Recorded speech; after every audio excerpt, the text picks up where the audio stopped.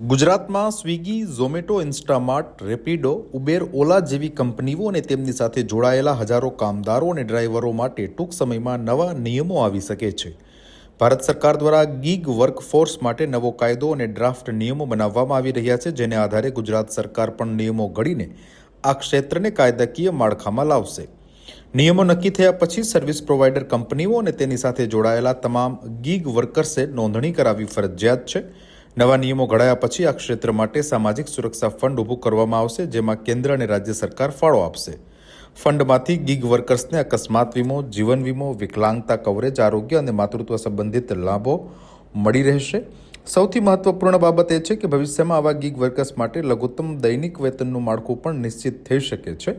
ભારત સરકારે શ્રમ મંત્રાલયના પોર્ટલ ઈ શ્રમ પર છેલ્લા 6 મહિનાથી ગીગ વર્કર્સનું રજિસ્ટ્રેશન શરૂ કર્યું છે, જેનાથી આ ક્ષેત્રના લાખો કામદારોના જીવનમાં મોટો બદલાવ આવશે.